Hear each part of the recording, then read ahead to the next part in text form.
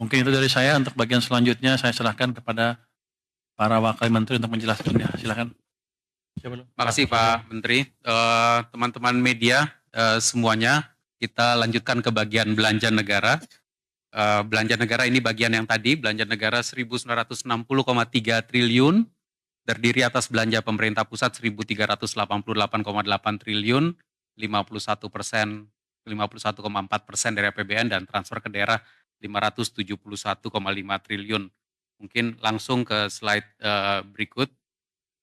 Di dalam belanja pemerintah pusat 1388,8 tadi, belanja KL-nya sudah 686 triliun, 59% dari APBN, dan belanja non-KL-nya adalah 702,8%, 45,6% dari pagu APBN, jadi secara pagunya lebih rendah.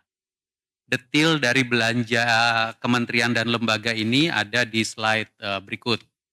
Seperti biasa, belanja pegawai, belanja barang, belanja modal, dan belanja bantuan sosial. Belanja pegawai 212,2 triliun, ini berbagai macam gaji, tunjangan, tukin, lembur, dan yang lain-lain, tumbuh dibandingkan tahun lalu 7,6%.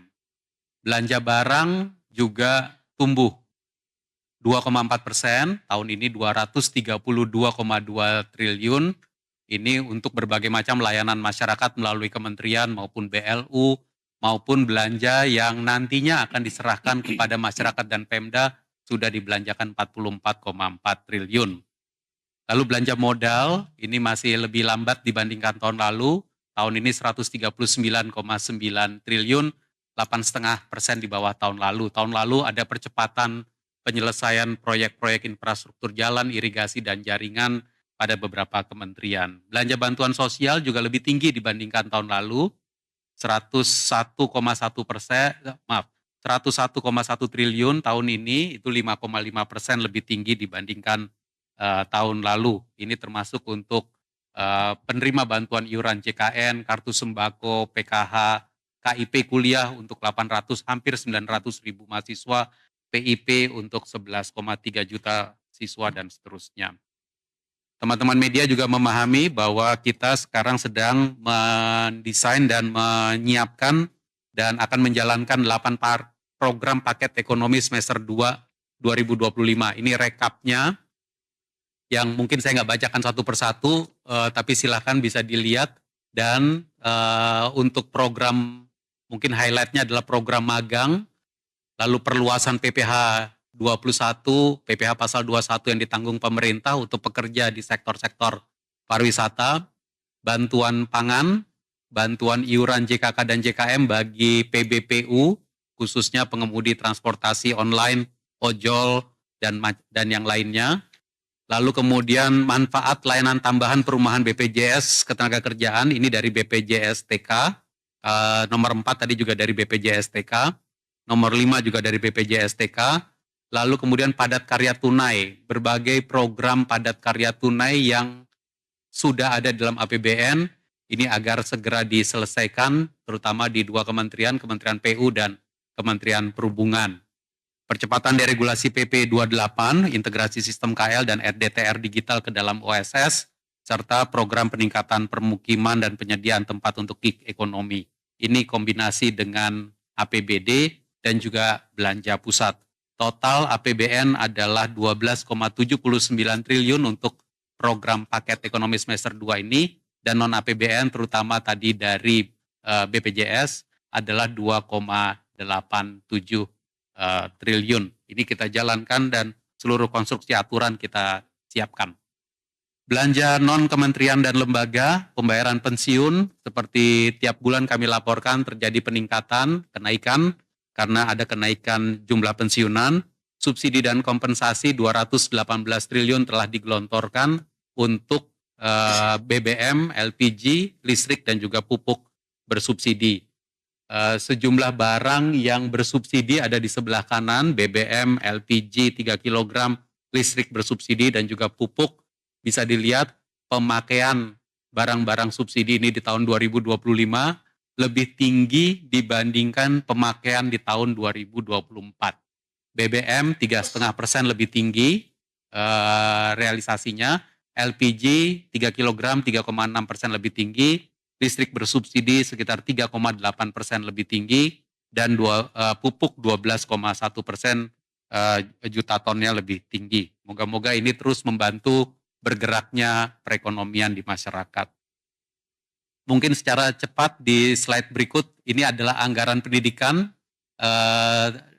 telah diserap 357,1 triliun, 49,3% dari APBN, dan ini adalah untuk membiayai siswa, mahasiswa melalui berbagai macam program, antara lain PIP, KIP, guru, ada juga manfaat dari anggaran pendidikan yang diterima oleh guru, dosen, tenaga pendidik, 193,7 triliun, dan juga ada juga anggaran pendidikan yang digelontorkan untuk sekolah atau kampus, baik melalui bantuan operasional sekolah dan yang lainnya 83,5 triliun. Ini juga kombinasi antara yang dibelanjakan langsung dari kementerian lembaga di pusat dan juga melalui pemerintah daerah.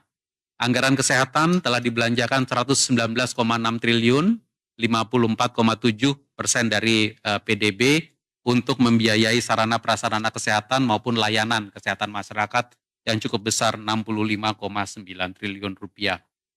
Pembangunan infrastruktur ini dikombinasikan, dilakukan baik melalui belanja pemerintah pusat, belanja daerah, maupun melalui pembiayaan.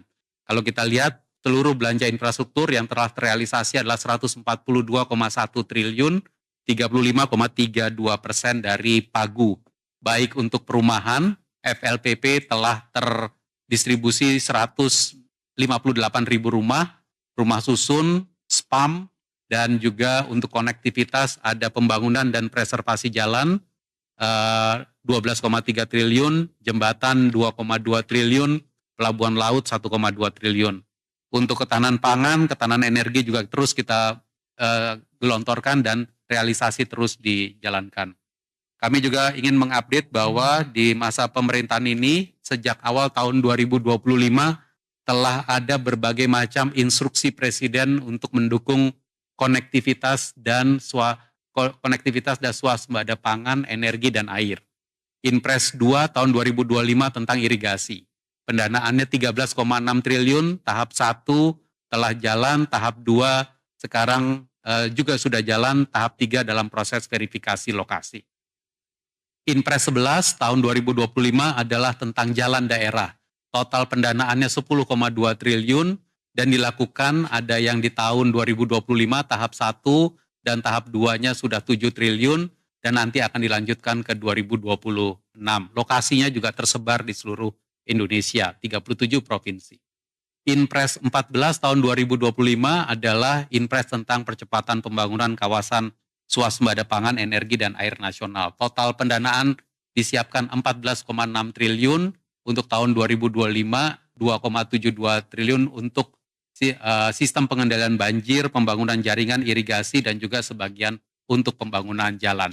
Jadi ini untuk menunjukkan bahwa pembangunan infrastruktur kita terus lakukan melalui berbagai macam inpres, meskipun ini inpresnya dijalankan oleh kementerian lembaga di pusat, namun sesungguhnya lokasi-lokasi pembangunannya ada di seluruh daerah. Teman-teman media, di slide yang berikut saya juga ingin menyampaikan bahwa program-program prioritas pemerintah saat ini tahun 2025 sebenarnya dilaksanakan di seluruh Indonesia atau penerima manfaatnya ada di seluruh Indonesia. Kalau dari total pagu program-program prioritas ini kita lihat total pagunya 923,8 triliun, 420,2 triliun, 45,5%-nya telah direalisasikan. Ini penerima manfaat kalau seperti PKH, PIP, KIP, kartu sembako, penerima bantuan iuran, tunjangan profesi guru, itu semua penerima manfaatnya ada di seluruh Indonesia, adalah masyarakat di seluruh Indonesia. Program perumahan yang tadi telah kami sampaikan telah dibangun juga di seluruh Indonesia. Pelayanan publik untuk makan bergizi gratis, nanti akan ada slide khusus tentang ini. Saat ini 22,7 juta penerima dengan makan bergizi gratis, lalu cek kesehatan gratis, sekolah rakyat, semua lokasi ada di seluruh Indonesia. Begitu juga program prioritas pemerintah adalah untuk stabilisasi harga dan produksi, untuk subsidi pupuk, subsidi kur, subsidi kompensasi energi, lumbung pangan, bulog, dan yang lain, serta pembangunan sarana prasarana yang sebelah kanan juga berlokasi di seluruh Indonesia. Slide berikut, makan bergizi gratis, ini spesifik, nanti kita akan dalami lagi. Sampai dengan 8 September kemarin, telah melayani 22,7 juta penerima, dilayani oleh 7.644 SPPG. Jumlah ini terus meningkat, dan kita berharap bahwa dari hari ke hari akan ada peningkatan pelayanan kepada penerima makan bergizi gratis, sehingga nantinya akan mencapai target menuju 82,9 juta penerima makan bergizi gratis. Dan saat ini per 8 September yang lalu realisasinya adalah 13 triliun rupiah. Sebaran penerimanya, teman-teman bisa lihat di tabel yang di bawah, dari Sumatera, Jawa, Kalimantan, Sulawesi, Maluku, Papua, Bali, Nusa Tenggara telah mulai muncul dapur-dapur umum dan juga penerima makan bergizi gratis. Sekolah rakyat 100 sekolah telah beroperasi dengan 9.780 orang siswa, dan realisasinya adalah 788,7 miliar, yang terdiri atas realisasi atas renovasi sentra pendidikannya 700 miliar di Kementerian Pekerjaan Umum, dan realisasi penyelenggaraan pendidikannya 77,6 miliar di Kementerian Sosial. Sebaran lokasi ada di seluruh Indonesia juga, seperti bisa dibaca di bawah. Sumatera 22 sekolah, Jawa 48 sekolah, Kalimantan, Sulawesi, Maluku, Papua, dan kita berharap nanti akan meningkat terus jumlah siswanya dan juga jumlah sekolahnya. Slide berikut tentang program prioritas sekolah unggulan Garuda. Realisasinya saat ini adalah untuk 8,7 miliar untuk mulai mempersiapkan lokasi. Jadi kalau kita lihat di SUG baru itu 3 lokasi telah siap, Bangka Belitung, di NTT dan juga Sulawesi Tenggara, dan pembangunannya menuju AMDAL. Dan berikutnya 5 lokasi akan mulai disiapkan untuk pembangunan dilaksanakan 2026. Selain SUG baru, juga akan ada sekolah unggul Garuda transformasi yang mentransformasi 12 SMA unggulan di 11 provinsi untuk melaksanakan kurikulum sekolah unggul Garuda ini, dan mulai pembelajaran tahun 2026. Anda bisa lihat, teman-teman bisa lihat di sebelah kanan itu lokasi sekolah-sekolah unggulan juga tersebar di seluruh Indonesia. Sumatera, Jawa, Kalimantan, di Sulawesi, Maluku maupun di Papua. Dan untuk program prioritas revitalisasi sekolah telah terrealisasi 9,6 triliun rupiah melalui Kemendikdasmen, 8,8 triliun untuk 10.441 satuan pendidikan, dan juga di Kementerian Agama maupun di Kementerian PU. Untuk program prioritas bidang kesehatan, cek kesehatan gratis telah melayani 27,4 juta penduduk, alokasi anggarannya 3,4 triliun, sekarang sudah mulai terrealisasi, dan cek kesehatan gratis ini ada yang pada hari ulang tahun, ada cek kesehatan gratis rutin, ada cek kesehatan gratis di sekolah untuk siswa usia sekolah dan remaja. Revitalisasi rumah sakit juga terus dijalankan, 32 unit rumah sakit dilakukan revitalisasi dan alokasi 4,4 triliun rupiah anggarannya, ada yang melalui Kementerian Kesehatan 1,5 triliun rupiah, dan ada yang melalui DAK Fisik 0,4 triliun rupiah. Dan lokasinya lagi-lagi Anda bisa lihat ada di seluruh Indonesia. Program prioritas lainnya yang sudah juga mulai bergulir adalah pembangunan kawasan transmigrasi. Ini juga mulai bergulir sejak beberapa bulan yang lalu, dan nanti akan menciptakan kawasan transmigrasi sebagai titik-titik pertumbuhan baru di seluruh Indonesia. Dan dukungan kepada koperasi dan UMKM saat ini telah terrealisasi 15,6 triliun rupiah yang terdiri atas subsidi bunga untuk KUR. KUR-nya sendiri sekarang realisasinya sudah hampir 180 triliun rupiah, dan juga untuk sebaran penerima KUR bisa dilihat di Jawa, Sumatera, Bali Nusra, Kalimantan, Sulawesi maupun Maluku dan Papua. Untuk koperasi desa dan koperasi kelurahan Merah Putih telah dikeluarkan Peraturan Menteri Keuangan 49 2025 yang menegaskan bunga pinjamannya sudah bisa diberikan, bunga pinjaman 6%, plafon pinjaman hingga 3 miliar dengan grace period 6 sampai 8 bulan dengan tenor 6 tahun. Realisasi anggaran ketahanan pangan sudah terrealisasi 73,6 triliun rupiah, ini kira-kira 50,9% dari APBN, dan dilakukan untuk membangun lumbung pangan, ekstensifikasi untuk infrastruktur, bantuan alas intan prapanen, jaringan irigasi, bendungan, dan juga sarana prasarana sumber daya air. Selain itu, untuk Bulog telah direalisasikan, telah transfer ke rekening Bulog total alokasi dana 22,1 triliun rupiah. Sebelumnya adalah ini merupakan dua kombinasi, beras dan gabah 16,6 triliun rupiah, dan untuk jagung 5,5 triliun rupiah juga telah dikirimkan kepada Bulog untuk Bulog dapat menangani pembelian beras, gabah, dan juga jagung selama periode panen. Teman-teman media semua, untuk ini kami ingin menyampaikan sekali lagi, APBN terus melakukan upaya keras untuk melakukan belanja berkualitas untuk seluruh Indonesia. Belanja negara adalah satu kesatuan antara belanja pemerintah pusat dan juga transfer ke daerah. Dia merupakan satu kesatuan untuk mendorong peningkatan kesejahteraan rakyat. Sehingga kalau kita lihat bagaimana sebaran belanja APBN di seluruh daerah, kita bisa lihat rata-rata per kapitanya. Di Jawa, rata-rata per kapita belanja negara itu sekitar 3,5 juta per kapita. Di Sumatera sekitar 3,6 juta per kapita.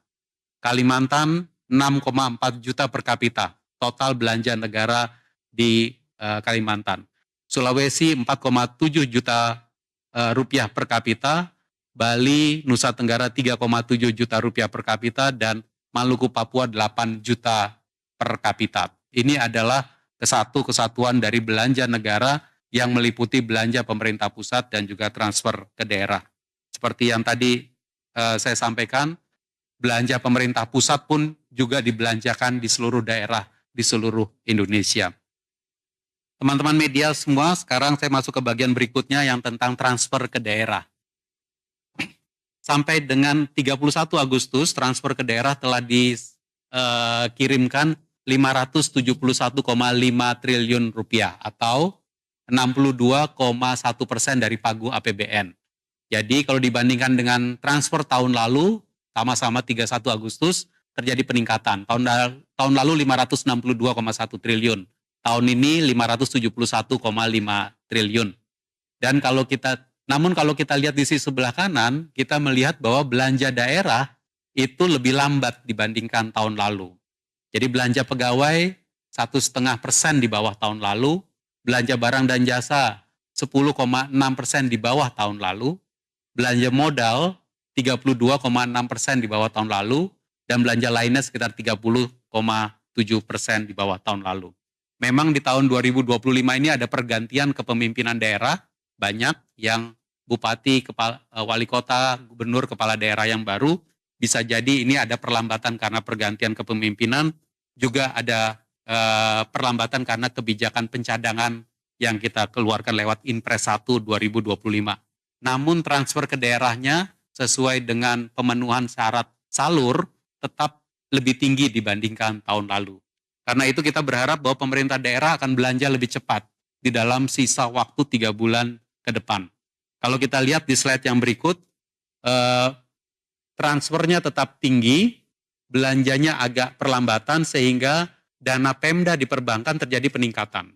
Per akhir Agustus kita melihat dana Pemda yang ada di perbankan itu 233,11 triliun rupiah. Ini lebih tinggi dibandingkan tahun lalu, 192,57 triliun rupiah. Jadi kita berharap bahwa daerah akan terus mendorong akselerasi belanja agar APBD mampu memberikan stimulus bagi perekonomian di daerah. Bersama-sama dengan APBN. APBN-nya nanti belanja lebih cepat, kita ingin seluruh program pemerintah yang tadi kami sebutkan bisa dibelanjakan lebih cepat, dan sejalan dengan itu APBD juga belanja lebih cepat. Dan terakhir saya juga ingin menyampaikan mungkin ini beberapa bulan telah kami sampaikan terus, yaitu mulai 2025 dilakukan penyaluran tunjangan profesi guru langsung dari APBN kepada rekening guru. Ini tahun pertama kita melakukan di 2025. Dan realisasi sampai dengan Agustus kita lihat bahwa ini sudah 50% pencairan tahap 1, tahap 2, 33,3 triliun adalah sekitar 50% dari total TPG yang dialokasikan 66,9 triliun. Jadi kita rasa bahwa untuk tahap 1, tahap 2 ini telah on track, dan dengan demikian maka kita bisa lanjutkan terus ke depan sehingga para guru kita dapat menerima tunjangan profesi gurunya langsung ke rekeningnya masing-masing. Sehingga tepat waktu, tepat jumlah, dan juga nanti bisa betul-betul meningkatkan kesejahteraan guru. Saya rasa demikian beberapa update mengenai belanja negara yang bisa kami sampaikan. Kami kembalikan kepada Pak Menteri. Silakan. Pak Anggito. Terima kasih Pak Menteri. Mungkin presentasi Pak Anggito yang terakhir.